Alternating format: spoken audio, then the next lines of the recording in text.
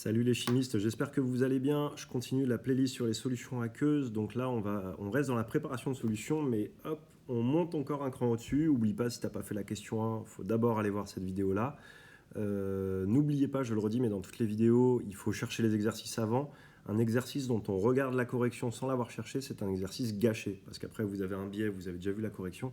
Ça ne marche pas bien, vous ne progresserez pas comme ça. Donc, je le rappelle, cherchez toujours les exercices avant de regarder la vidéo, voire en même temps, des fois quitte à faire un temps de pause, je cherche, je me corrige, etc. D'accord, mais ne regardez pas ces vidéos sans avoir réfléchi aux exos. Donc réfléchis, c'est par écrit. Hein. Si vous le faites de tête, ça ne compte pas. Voilà, allez, sur ce, pas plus de blabla. N'oublie pas de t'abonner et on corrige. Alors, l'histoire est la suivante. Je vous demande, à partir d'une solution d'acide éthanoïque à 2 mols par litre, d'une solution de potasse. Donc potasse, c'est une solution... Ah, d'ailleurs, c'est mal dit, mon truc. Parce que la potasse désigne une solution aqueuse hydroxyde de potassium. Donc je pourrais dire de potasse à 2,5 mols par litre. Je pourrais dire ça directement. Et d'eau distillée. Donc comment préparer 5 litres d'une solution tampon de concentration totale où la somme vaut 0,30 mol par litre et avec un pH de 4,5. En gros, l'idée, si on a en tête que on vous impose la somme des concentrations et qu'on vous donne le pH, sachant que vous connaissez la relation de Anderson, ça veut dire que finalement, on souhaite déjà satisfaire deux relations. Donc on va commencer par expliciter ça. Donc pour préparer cette solution, et on va traduire ce que nous disent ces deux relations. On souhaite satisfaire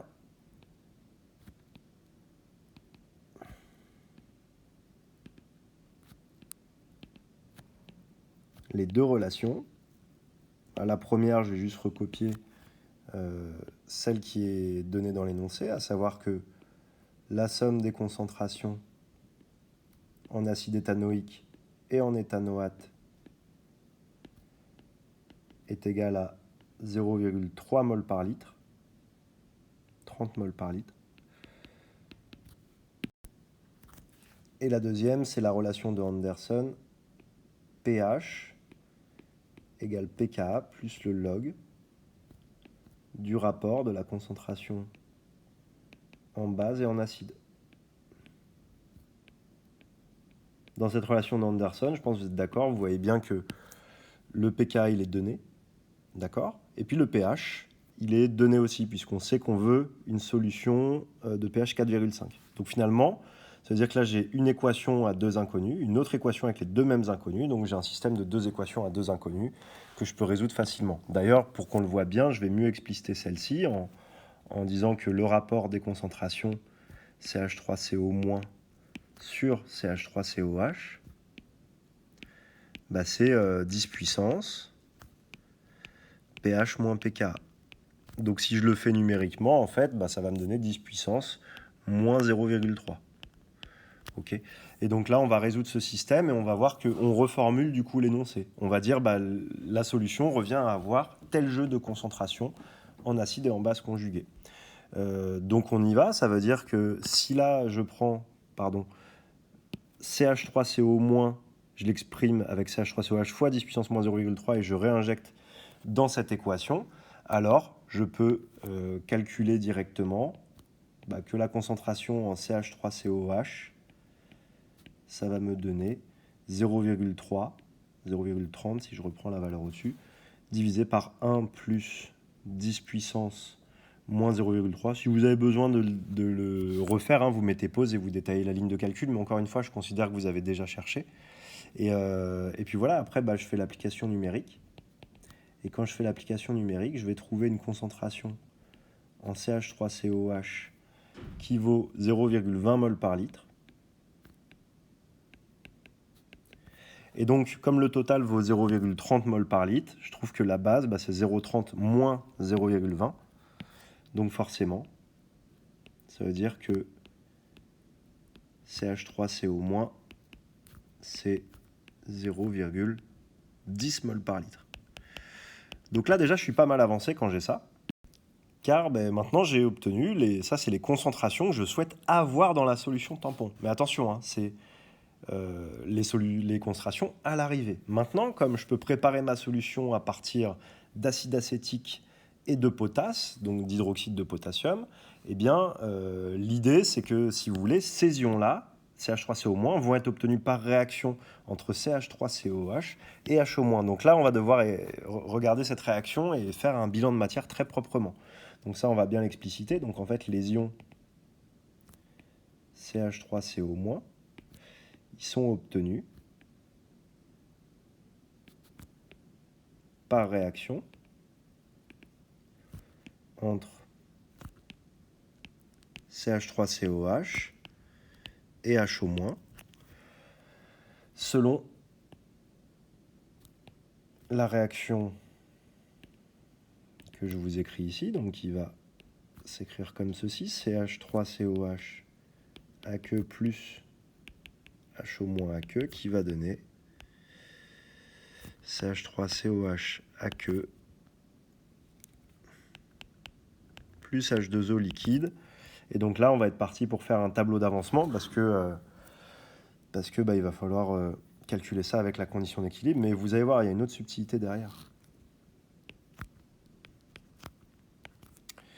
Donc ici, je vais faire un bilan. Non, pas en mol par litre, justement. Je ne vais pas le faire en mol par litre ici parce que bon, il y a un volume de 5 litres, mais l'idée, c'est que les 5 litres, je ne vais pas les obtenir qu'avec mes deux solutions de départ. Peut-être falloir rajouter de l'eau parce que vous voyez, j'ai deux solutions en acide et en HO- dont les concentrations me sont données, mais on n'est pas sûr que juste en mélangeant ces deux-là, j'arrive à 5 litres avec les bonnes concentrations. Donc vous voyez, peut-être qu'il y aura une dilution à faire. Bref, on va expliciter tout ça. Mais du coup, je vais essayer de faire un tableau pas trop chargé et donc je vais exprimer plutôt des quantités de matière. Donc à l'état initial, bah déjà, je vais mettre du coup une quantité de matière, CaVa, en acide. Donc Ca, c'est la quantité donnée dans la concentration donnée dans l'énoncé. Et puis pour HO-, je vais mettre CbVb.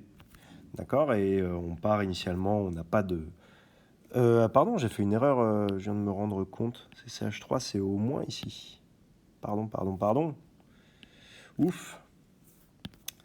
L'eau est en excès, ça ne changera pas de toute façon. Et ensuite, bah, l'idée, qu'est-ce que c'est? Regardez, il faut identifier qui est le réactif limitant. Tiens, d'ailleurs, je vous invite à mettre pause et essayez de me dire en commentaire, d'après vous, qui est le réactif limitant et pourquoi. J'attends encore 5 secondes et je donne la réponse. Eh bien, la réponse, elle est dans l'application numérique ici. On voit qu'il reste du CH3COH et on a du CH3CO-. Ça veut forcément dire qu'ici, on n'aura pas tout consommé.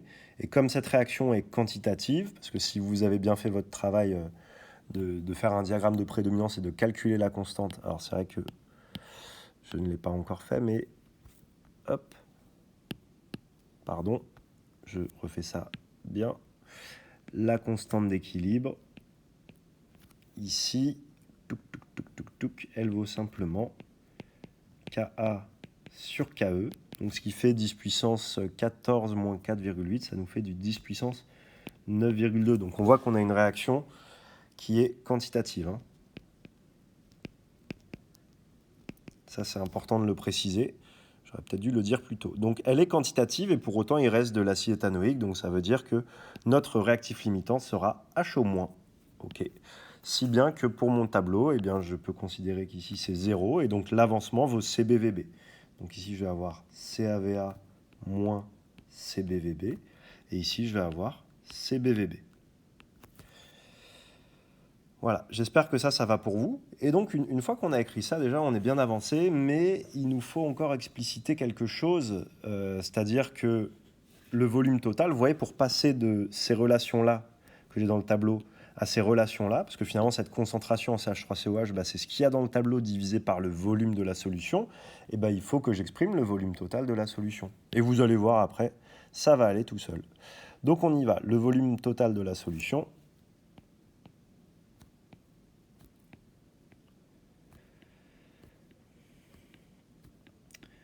je vais donc, je vais l'appeler Vtot, tout simplement.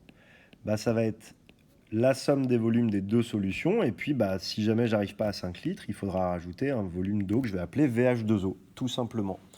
Donc ça, c'est pour compléter avec de l'eau distillée si besoin. Maintenant que j'ai ça, je vais finalement, j'ai un système, parce que pour préparer la solution, il faut que je trouve quoi, en fait? il faut trouver VA, VB, VH2O. Donc j'ai 3 inconnus. CA, CB sont donnés, donc en fait il me faut un système de 3 équations à 3 inconnus, donc je vais vous l'écrire tout simplement. La première équation, c'est d'expliciter simplement la concentration en CH3COOH, donc en fait je vais l'écrire comme ça. CH3COOH, dont on connaît la valeur, qui vaut 0,20 mol par litre, vaut CaVa moins CbVb sur Vtot. Ensuite, on a CH3CO- qui vaut CbVb sur Vtot. Et puis la troisième, en fait, on l'a écrit là, c'est la même. Hop, je vous la remets ici. Pouf. Sachant que Vtot est connu, c'est 5 litres. Donc les 3 inconnus, c'est bien VA, VB et VH2O. Et voilà, j'ai envie de dire, après c'est tout simple, puisque on va commencer par cette équation-là. Je connais CH3CO-, je connais Vtot, je connais CB, donc là en fait je tire VB directement. Donc VB, ça va être tout simplement CH3CO- sur CB fois Vtot. Et donc de là, déjà, je vais pouvoir calculer VB. Je trouve 200 ml, je vous l'écrirai après. Et ensuite, VB, je vais pouvoir l'injecter, par exemple, dans cette équation-là, puisque il me faut trouver VA. Voilà. Allez, je vous donne les valeurs numériques que j'obtiens. C'est à vous de faire vos petits calculs après. Donc, je vais avoir VB qui vaut 200 ml. Ensuite, j'injecte dans la première équation, celle qui est en haut, et là, je trouve un VA qui vaut 750 ml. Et enfin, j'injecte ça dans la troisième équation, celle du bas. Donc ça me donne VH2O qui vaut les 5 litres moins VA moins VB, ce qui vous fait 4,050 litres. Et voilà les chimistes. Ensuite, évidemment, on peut faire une petite partie sur la description du protocole pour expliquer un petit peu comment roule cette affaire. Donc il faudra réfléchir à la verrerie de précision, etc. pour les prélèvements, compléter avec de l'eau distillée jusqu'au trait de jauge. Bon, moi, ce que je voulais développer, c'était la partie calcul. J'espère que ces petites vidéos vous plaisent. Dites-moi ce qu'il en est en commentaire. Et puis, si c'est le cas, je continuerai de vous en proposer. Allez, travaillez bien. À très bientôt. Salut.